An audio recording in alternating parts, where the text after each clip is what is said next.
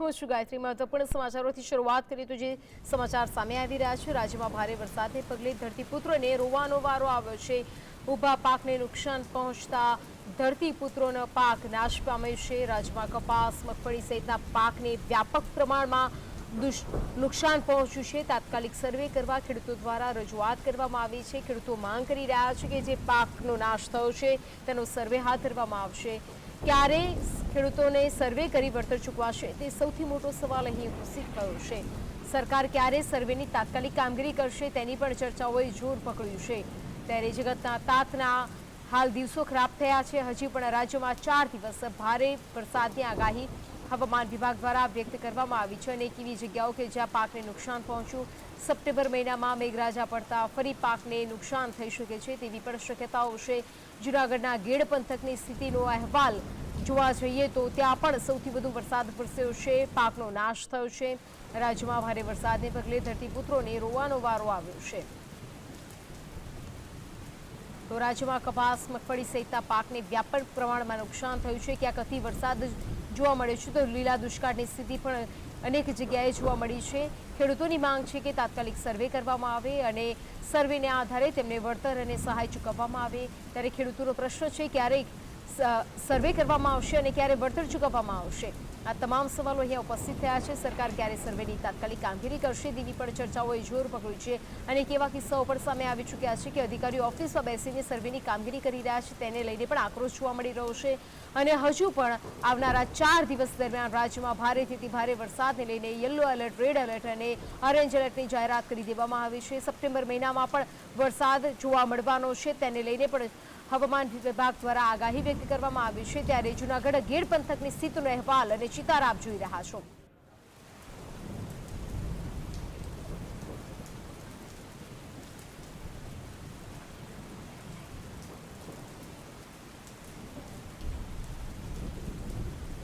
તો તાત્કાલિક સર્વે કરવા માટે ખેડૂતો દ્વારા રજૂઆત કરવામાં આવી છે। ખેડૂતો વલખા મારી રહ્યા છે કારણ કે પહેલાથી જ તેમનો પાક જે છે તે નાશ પામ્યો છે અને હવે તેઓ આશા રાખીને બેઠા છે કે સર્વે કરવામાં આવે, સર્વેની કામગીરી ખૂબ જ નિષ્ઠાપૂર્વક કરવામાં આવે અને જે નુકસાન થયું છે તેનું વળતર સરકાર ચૂકવે। પરંતુ સર્વેની કામગીરી કેવી રીતે કરવામાં આવશે, ક્યારે કરવામાં આવશે તે પહેલો સવાલ।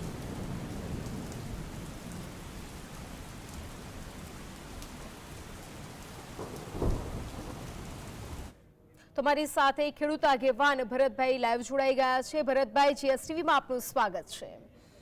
જે રીતે પાકને વ્યાપક નુકસાન થયું છે, પહેલા તો તમારી પ્રતિક્રિયા શું, કારણ કે અતિશય વરસાદ વરસ્યો છે અને હવે વરસાદ વરસતા જે પાક છે તેનો નાશ થયો છે। ત્યારે કયા કયા જિલ્લામાં પાક ધોવાયો છે તેના પર નજર કરીએ તો જૂનાગઢ, પંચમહાલ, કચ્છ કયા જિલ્લાઓમાં પાકનો નાશ થયો છે, દેવભૂમિ, દ્વારકા, જામનગર, બોટાદ કે આ તમામ જગ્યાએ પાકનો નાશ થયો છે। ભરતભાઈ, ફરી એકવાર આપને પૂછવા માંગીશ, કઈ કઈ જગ્યાઓ કે જ્યાં પાકનો નાશ થયો છે ને કયા કયા પાકને નુકસાન પહોંચ્યું છે? બેન, અમારે પાકમાં તો ખરેખર મગફળી છે એ જયારે પેલો વરસાદ થયો ત્યારે મગફળીનું વાવેતર થયું એ સંપૂર્ણપણે નાશ થયો છે। અને એ નાશ થવાથી જે કઈ ખેડૂતો છે ને ચોમાસું પાક લેવાને માટે થઈ અને આ વખતે બીજો પાકનું વાવેતર કર્યું હતું। એમાં કોઈ તુવેરનું વાવેતર કર્યું હતું, કોઈ અડદનું વાવેતર કર્યું હતું। આ બી સંપૂર્ણપણે બેન નાશ થયો છે।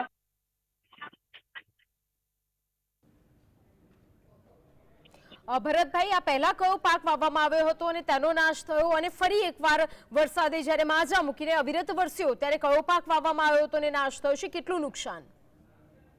બેન, શરૂઆતમાં તો અમારે મગફળી છે, સોયાબીન છે, કપાસ છે, આવું બધું વાવેતર કરવામાં આવેલું હતું ને એ સંપૂર્ણપણે નાશ થયો છે। ને હવે પછી એ પાક નિષ્ફળ જતા ખેડૂતોને એવું થયું કે ભાઈ આપણે બીજો પાક લેવો જોઈએ અને ખરેખર માટે થઈ અને તુવેર છે, અડદ છે, આવું બધું વાવેતર કર્યું હતું। આ છેલ્લા જે અતિવૃષ્ટિના કારણે થઈ અને 4 દિવસથી પાણીમાં ગરકાવ હતો। આજે બેન તમે સંપૂર્ણપણે એ પાક છે બધો પાણીમાં ગરકાવ થયો હતો અને આના કારણે થઈ અને જે કઈ અડદ છે, તુવેર છે એ સંપૂર્ણપણે નાશ થયો છે। જી બેન। ભરતભાઈ, ટૂંકમાં જે ચોમાસુ પાક વાવેતર કરવામાં આવે છે એ ચોમાસુ પાકને પહેલી વાર પણ તમે લેવાનો પ્રયત્ન કર્યો પણ નિષ્ફળ ગયા, બીજી વાર પણ પ્રયત્ન કર્યો અને તમામ પાક નાશ પામે છે। એ કેટલો ખર્ચ કર્યો હતો અને કેટલા ખેડૂતો છે કે જે નુકસાન હાલ ભોગવી રહ્યા છે? બેન અમારે તો ઘેડ વિસ્તારના તમામ ખેડૂતો નુકસાન ભોગવી રહ્યા છે. એનું અમારે ફક્ત ને ફક્ત એક જ કારણ છે કે જે ઓજત નદી છે અમારે ગામેથી નીકળવામાં આવે છે. આ નદી છે એ ઓજત નદી જે જગ્યાએથી નીકળે છે અમારે જુનાગઢ ઉપરથી નીકળે છે. એના કારણે થઈ ને ત્યાં એની ઓજત નદીની પહોળાઈ છે વધારે હોવાથી અને અમારે જે કે ઘેડ વિસ્તારમાં નદી પ્રસાર થાય છે ત્યાં તેમની પહોળાઈ આવતા ઓજત નદીની પહોળાઈ ઘટી જવાથી જેના સંરક્ષણ પાળા હોય છે વારંવાર તૂટી જાય છે. ને આ પારા તૂટવાથી બેન અમારે ઘેડ વિસ્તારના તમામ ખેડૂતોને નુકસાની થાય છે. અને લગભગ મારા અંદાજ પ્રમાણે ઘેડના 40 થી 42 ગામડા એવા છે કે આ ઓજત નદી સંપૂર્ણપણે ચોમાસુ પાક લેવામાં નિષ્ફળ સાબિત થાય છે. ભરતભાઈ, આ તમામ જે ખેડૂતો છે કે જે ગેડ પંથકના છે અને 42 જેટલા ગામ જે આપે કહ્યું કે તમામ ગામના ખેડૂતોને નુકસાની વેઠવાનો વારો આવે છે, શું દર વખતે આ સ્થિતિ હોય છે? અને આ જે સ્થિતિ વિપરીત પરિસ્થિતિ જે ઉત્પન્ન થઈ છે તેને લઈને આપે ક્યાંય રજૂઆત કરી છે આ પહેલા? બેન, રજૂઆત તો વર્ષોથી થતી આવે છે પણ રજૂઆતો ફક્ત કાગળ ઉપર જ થાય છે, બાકી આનું કોઈ સોલ્યુશન નથી આવતું. બેન, દર વર્ષે અમારે આ નુકસાની ભોગવવી પડે છે અને દર વર્ષે રજૂઆત કરીએ છીએ. રાજનેતામાં જો આપણે કહેવામાં આવે તો કોઈ રાજનેતાને એ આ પરિસ્થિતિ એવું નથી કે ભાઈ વાકેફ નથી, બધા રાજનેતા વાકેફ છે. અહીંયા પરિસ્થિતિ છે બેન અમારે વર્ષોથી આને આજે છેલ્લા 17 થી 18 વર્ષથી આના પરિસ્થિતિ બેન જોતો આવું છું. આનું આજ સુધીમાં કોઈ સોલ્યુશન આવ્યું નથી.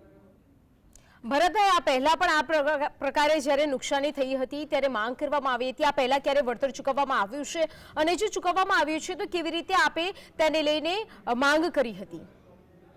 બેન, અમારે આ વર્ષે વળતર ચૂકવવામાં નથી આવ્યું. હજી આજે શનિવારે પાણી પત્રક તૈયાર કરવામાં આવ્યું છે. હવે પાણી પત્રકમાં બેન એવું તૈયાર કરવામાં આવ્યું છે કે આ લોકોએ ચોમાસુ પાકમાં શું વાવેતર કર્યું હતું એના આધારે એ લોકો આંકડા મોકલશે. ખરેખર બેન, આ જે પાણી પત્રક તૈયાર કરવામાં આવ્યું છે ખેડૂતોને સામે ચાલીને પંચાયત ઓફિસે જવું પડ્યું હતું ને એમાં એ લોકોને કેવું પડ્યું હતું ભાઈ અમારા જે સર્વે નંબર છે એમાં મગફળીનું વાવેતર કરેલ છે, કોઈ એમ કીધું ભાઈ અમારે સોયાબીનનું વાવેતર કરેલ.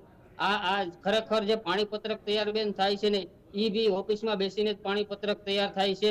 એ લોકો નથી કોઈ સર્વે નંબર માંથી જઈ અને ખરાઈ કરીને પાણી પત્રક તૈયાર કરશે. આના કારણે છે ને બેન જે લોકો આ લોકો આંકડા મોકલાવે છે એમાં ખાસ કરીને એવા પાણી પત્રકમાં આંકડા મોકલવામાં આવે છે ભાઈ ઓસા ગામ છે તો ઓસા ગામમાં આટલા ટકા મગફળીનું વાવેતર થયેલ છે, આટલા ટકા સોયાબીનનું વાવેતર છે, આટલા ટકા કપાસનું વાવેતર છે. આ આંકડા એ લોકો ઓફિસમાં બેસીને જ મોકલાવી દે છે. જી બેન. ભરતભાઈ, આ પહેલા સર્વેની કામગીરી હાથ ધરવામાં આવી છે અને જો આવી છે તો કેટલા અધિકારીઓની ટીમ સ્થળ નિરીક્ષણ માટે આવે છે? નહીં બેન, અમારા ઘેડ વિસ્તારમાં હજી સર્વેની કામગીરી હાથ ધરવામાં નથી. હજી તો આજે શનિવારે સોરી લોકો અરજી મગાવી છે કે ભાઈ તમે અરજી આપો, એના આધારે અમે સર્વે કરવા આવીએ છીએ. જી બેન, ઈ જે પેલી વખત નુકસાની થઈ હતી એની અરજી મંગાવવામાં આવી છે. આ વખતે જે 4 કે 5 દિવસના પાણી ભર્યા રહ્યા હતા અને એમાં જે કે બીજી વખત પાક ગરકાવ થયો છે એનું તો કોઈ બેન હજી સોલ્યુશન આવ્યું જ નથી. જી બેન. ભરતભાઈ, જે રીતે પાકનો નાશ થયો છે, દર વખતે જ્યારે ચૂંટણી આવતી હોય છે ત્યારે મતદાન માટે જે નેતાઓ હોય છે તે ઘરે ઘરે વોટ માટે અપીલ કરવા આવતા હોય છે. ત્યાં કોઈ રજૂઆત કરવામાં આવી છે? અને જો રજૂઆત કરવામાં આવી છે અને કામ નથી થયું તો ખેડૂતોમાં કેવો આક્રોશ જોવા મળી રહ્યો છે? જી બેન, જન આક્રોશમાં તો શું છે કે અમારે કોઈ ખેડૂત સંગઠન નથી, એના કારણે જન આક્રોશ જોવા નથી મળતો. પણ આ લોકો ખેડૂત નેતા છે જે જયારે ચૂંટણી આવે છે ત્યારે એ લોકો આવે છે અને કહે છે કે ભાઈ અમે તમારે આ પરિસ્થિતિમાંથી બહાર કાઢશું. એ ફક્ત ને ફક્ત એના વોટ બેંક માટે છે અને આવા જે આશ્વાસન આપીને જાય છે. આજે બેન દરેક નેતાઓ આવે છે, સંસદ સભ્ય આવે છે, ધારાસભ્ય આવે છે, પણ હજી સુધીમાં કોઈ બેન આ કોઈ સોલ્યુશન લીધું નથી. અને એને પોતાને જે કઈ ચૂંટણી પૂરી થાય એટલે બધું એમને તેમ જ. ભરતભાઈ, આપના જેવા કેટલા એવા ખેડૂતો છે કે જેમને મોટા પાયે નુકસાન થયું છે અને સરકાર સમક્ષ માંગ કરી રહ્યા છે કે સર્વે હાથ ધરવામાં આવે અને જે નુકસાન થયું છે તેનું વળતર આપવામાં આવે? બેન, અમારે ઓસા ગામના ખેડૂત છે, 80% ખેડૂતોને પાક નુકસાની થઈ છે અને અમે આની પહેલા કલેક્ટરશ્રીને આવેદન પત્ર બી આપવા ગયેલા. ત્યાંથી એવું કહેવામાં આવ્યું હતું કે ભાઈ 15 દિવસમાં આનું સોલ્યુશન આવશે. બેન, આજે એનો 1 મહિનો દિવસ થયો છે, હજી સુધીમાં કોઈ સોલ્યુશન આવ્યું નથી. ને જો ખરેખર અમારા ઘેડ વિસ્તારના ખેડૂતોને બહુ મોટા પાયે નુકસાની કરતી હોય તો ઓજત નદી જ છે. જી બેન. ભરતભાઈ, આપે જેમ જણાવ્યું 15 દિવસ પહેલા આપે આવેદનપત્ર પણ આપ્યું છે અને કલેક્ટર દ્વારા કહેવામાં આવ્યું હતું કે તેના પર પગલાં લેવામાં આવશે, પરંતુ હજુ સુધી કોઈ પગલાં લેવામાં આવ્યા નથી. આપ ખેડૂત જે છે કે જેમને નુકસાન પહોંચ્યું છે, શું માંગ કરી રહ્યા છે અને સરકાર પાસે શું અપેક્ષા રાખી રહ્યા છે? બેન, ખેડૂતોની માંગ તો અમારી એવી છે કે જો એક આ ઓજત નદી છે એને વ્યવસ્થિત પ્લાનિંગ થી ઊંડી અને પોળી થાય તો અમારે જે દર વર્ષે નુકસાની ભોગવવી પડે છે ભોગવવી ન પડે છે. ને ગયા વખતે બેન અમારે પારો તૂટી ગયો તો ઈ પારો ખેડૂતોએ પોતાના સ્વ ખર્ચે પાડો બાંધેલો, ગવર્મેન્ટે કોઈ ખર્ચો નથી આપ્યો. હવે ઈ પાડો આ વખતે પાછું પાણી આવવાથી પાડો તૂટી ગયો છે, ને આના કારણે છે અને જમીનમાં જે કઈ છે એ પાછું સંપૂર્ણપણે પાક નિષ્ફળ ગયો છે. તો આ રજૂઆતો બેન ફક્ત અમે ખાલી રજૂઆતો જ કરી શકીએ છીએ, બીજું આ લોકો કઈ કશું કરતા જ નથી. જી બેન. ભરતભાઈ, આપે જેમ જણાવ્યું કે સ્વખર્ચે આપ જો ખેડૂતો છે જેને પાળો બનાવ્યો હતો અને પાળો તૂટી ગયો છે, શું આવેદનપત્ર આપવામાં આવ્યું તેમાં તે વાતનો ઉલ્લેખ કરવામાં આવ્યો હતો કે અમે લોકોએ સ્વખર્ચે આ પાળો બનાવ્યો હતો અને હવે તૂટી ગયો છે, જ્યારે કે આ પાળો બનાવવાની કામગીરી તંત્રની છે અને તંત્ર એમાં નિષ્ફળ રહ્યું છે? જી બેન, ચોક્કસ તંત્ર નિષ્ફળ રહ્યું છે અને પાડો ખેડૂતોએ સ્વખર્ચે બનાવવો પડ્યો છે. એનું કારણ એ છે કે જો હવે પાડો ખેડૂત ન બનાવે તો જે પાછો બીજો ચોમાસુ પાક લેવાની જે લોકોને આશા હોય છે એ લોકો આ પાકમાંથી પાછા નિષ્ફળ જાય છે. આના કારણે છે અને સ્વખર્ચે બેન પાડો બનાવવો છે અને આ ખેડૂતો ફક્ત ને ફક્ત પોતાના સ્વખર્ચે જ પાડો બનાવે છે, રજૂઆતો કરે છે તંત્રને, પણ તંત્ર કોઈ ધ્યાન દેતું નથી. બેન, તંત્ર જો ધ્યાન દે તો એ લોકો ડમ્પર અને જેસીબી ફાળવે છે ત્યારે આખા દિવસના ખાલી 3 ફેરા જ બેન એ નાખી શકે છે. ખરેખર 1 કિલોમીટરનું રનિંગ હોય છે, એમાં ભાઈ જો ડમ્પર અને એલએનટી હાલતું હોય છે એ 3 જ ફેરા નાખી શકે છે. બેન, ખર્ચે ખેડૂત પોતાના ખર્ચે ટ્રેક્ટર રાખે છે તો ત્યારે 6-7 ફેરા નાખી શકે છે. આવું તંત્રનું કામગીરી છે. જી ભરતભાઈ, તમારી વ્યક્તિગત વાત કરવામાં આવે તો તમને વ્યક્તિગત કેટલું નુકસાન થયું છે, જેથી અંદાજો કરી શકાય કે જો 42 ગામને આવું નુકસાન થયું છે, તેમાં કેટલા ખેડૂતોને કેટલું નુકસાન થયું હશે? તમને વ્યક્તિગત કેટલું નુકસાન થયું છે? બેન, વ્યક્તિગત મારી આગળ 9 હેક્ટર જમીન છે, એમાં સંપૂર્ણપણે 4 હેક્ટરમાં પાક નિષ્ફળ ગયો છે. 4 હેક્ટરમાં મેં જે ચોમાસુ વાવેતર કરેલ છે એ ચોમાસુ વાવેતરમાં 4 હેક્ટરમાં સંપૂર્ણ પાણી ફરી વળ્યું છે ને બીજી વખત વાવેતર કર્યું છે. બેન, જો હજી આ વખતે મારો પાક પહેલી વખતમાં માંડવીનું વાવેતર કર્યું હતું, માંડવી સંપૂર્ણપણે પાણીમાં ગરકાવ થઈ ગઈ છે, એ નુકસાન થઈ ગયું. હવે પછી મેં તુવેર અને સોયાબીનનું વાવેતર કર્યું હતું, સોરી તુવેર અને અડદનું વાવેતર કરેલું હતું. અડદ અને તુવેર બી પાણીમાં ગરકાવ છે. આજે એવું જોવા ગયેલો તો એ ભાઈ સંપૂર્ણપણે પાણીમાં ગરકાવથી નાશ થયો છે ને હજી જો વરાપ રહેશે અને 6-7 દિવસ પછી અમે પાછું ચોમાસું વાવેતર કરવાની ગણતરી છે. બેન, આવું તો અમારે દર વર્ષે નુકસાની ભોગવવી પડે છે ને આ વખતે મારે 4 હેક્ટરથી ઉપર નુકસાની થઈ છે. ભરતભાઈ, હજુ પણ હવામાન વિભાગ દ્વારા આગામી સપ્તાહમાં પણ વરસાદને લઈને આગાહી વ્યક્ત કરવામાં આવી છે. ન માત્ર આગામી સપ્તાહ પરંતુ આખો સપ્ટેમ્બર મહિનો પણ વરસાદ રહેવાનો છે અને આપે જણાવ્યું કે હજુ પણ અમે લોકો વિચારી રહ્યા છીએ કે ફરી એકવાર પાક લેવાનો પ્રયત્ન કરવામાં આવે, તો હજુ પણ શક્યતાઓ વરસાદને લઈને જોવાઈ રહી છે. શું સંભાવનાઓ છે, તેને લઈને કેવી તૈયારીઓ? બેન, અમારે જો ચોમાસુ પાક ન લે તો અમારે શું છે કે એવી આશા હોય છે કે જો ઓછો વરસાદ થાય તો ચોમાસુ પાક છે આવે છે અને આના કારણે થી અને જે કઈ જીવન જરૂરિયાત વસ્તુ છે એને આગળ વધારી શકીએ છીએ. આ આટલું થઈ અને મારે ચોમાસુ પાકનું ખરેખર વાવેતર ફરજિયાત કરવું જ પડે છે. જો વાવેતર ન કરીએ અને ઓછો વરસાદ થાય તો અમારે એમને પસ્તાવાનો વારો છે. આના કારણે થી અને અમે ચોમાસુ વાવેતર કરીએ છીએ. ચોમાસુ વાવેતર કરીએ અમારે જે જુનાગઢ નદી ઓજત નદી નીકળે છે એના પારા તૂટી જવાથી દર વર્ષે બેના નુકસાની ભોગવવી પડે. ભરતભાઈ, ઘેડ પંથકની વાત કરવામાં આવે તો રકાબી જેવો જે શેપ છે, હવે ત્યાંથી પાણીનો નિકાલ કરવો ખૂબ જ અઘરો છે. તંત્ર દ્વારા કોઈ તૈયારીઓ દર્શાવવામાં આવી છે, કોઈ સહાયતા કરવામાં આવી રહી છે કે કેમ? જી બેન, ઘેડ વિસ્તારમાં રકાબી જેવો આકાર તો આ લોકોને એક નીકળવાની બારી છે. ખરેખર બેન, તમે અત્યારે વાસ્તવિકતા જોવો તો જે કઈ અહીંયાથી પાણી જે નીકળવાનો ગાળો છે એ 2 જગ્યાએ પાણી નીકળશે. એક નવી બંદર નીકળે છે અને એક માધુપુર નીકળે છે. હવે આ 2 જગ્યાએ બેન મારા અંદાજ પ્રમાણે 107 કિલોમીટરનું પાણી નીકળે છે. એમાં જુનાગઢ છે, વિસાવદર છે, મેંદરડા છે, માણાવદર છે, વંથલી છે, આ બધા તાલુકાનું પાણી ઘેર વિસ્તારમાં ઠલવવામાં આવે છે. એમાં ખાસ કરીને 2 નદીઓમાં ઠલવવામાં આવે છે, એક નદી ભાદર અને એક ઓજત. આ બંને નદીઓમાં પાણી છોડવામાં આવે છે. આ નદીઓનું કેપેસિટી બહાર જે પાણી છોડવામાં આવે છે એના કારણે થઈ અને જે કઈ સંરક્ષણ પાળા છે વારંવાર તૂટી જવાથી આ એક ઘેડ વિસ્તારમાં રકાબી જેવો આકાર તો એ લોકોને બહાર નીકળવાની બારી છે. બાકી ખરેખર બેન, જો વાસ્તવિકતા પ્રાણી કાઢવાનું વ્યવસ્થિત પ્લાન કરવામાં આવે તો આ ચોક્કસપણે કાયમી માટે નિરાકરણ આવી શકે. ભરતભાઈ, તમારી વાતથી એ પ્રતીત થાય છે, પ્રતિપાદિત થઈ રહ્યું છે કે જે પ્રમાણે તંત્રની નિષ્કાળજી છે તેને કારણે ન માત્ર વરસાદ આફતરૂપ બન્યો છે, પરંતુ ભારે વરસાદ અને સાથે તંત્રની નિષ્કાળજી આ બંને કારણભૂત છે કે જેના કારણે ખેડૂતોને રોવાનો વારો આવે છે. છેલ્લો એક પ્રશ્ન પૂછવા માંગીશ કે સુરેન્દ્રનગરમાં જ્યારે આજે સંમેલન યોજાયું અને કહેવામાં આવ્યું કે જે રીતે સર્વેની કામગીરી હાથ ધરવામાં આવી છે, જે સરકારી બાબુઓ છે, અધિકારીઓ છે, તે ઓફિસમાં બેઠીને સર્વેની કામગીરી કરી રહ્યા છે. જો સર્વેની કામગીરીની આપ માંગ કરી રહ્યા છો તો કેવી રીતે સર્વે આપ ઈચ્છી રહ્યા છો અને સરકાર પાસે શું વર્તનની અપેક્ષા રાખી રહ્યા છો?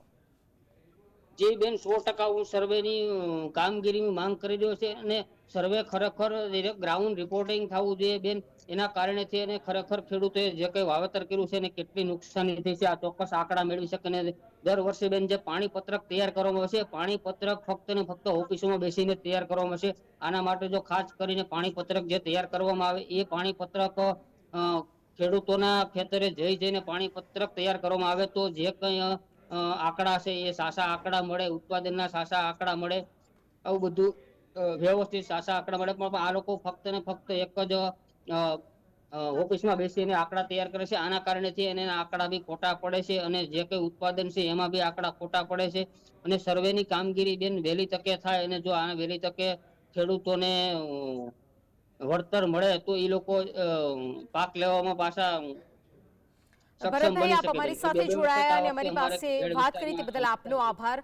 ગેડ પંથકના જે ખેડૂતો છે કે જેમની હાલત દયનીય બની છે, ન માત્ર ભારે વરસાદ પરંતુ તંત્રની નિષ્કાળજી પણ તેના માટે જવાબદાર છે. અધિકારીઓ માત્ર ઓફિસમાં બેસીને પાણી પત્રક બનાવી રહ્યા છે, પરંતુ આ અધિકારીઓને એક વિનંતી છે, સ્થળ નિરીક્ષણ કરો અને ત્યારબાદ ત્યાંની સ્થિતિ જાણો, ત્યારે ખબર પડશે કે આ ખેડૂતો કઈ વેદનાથી પસાર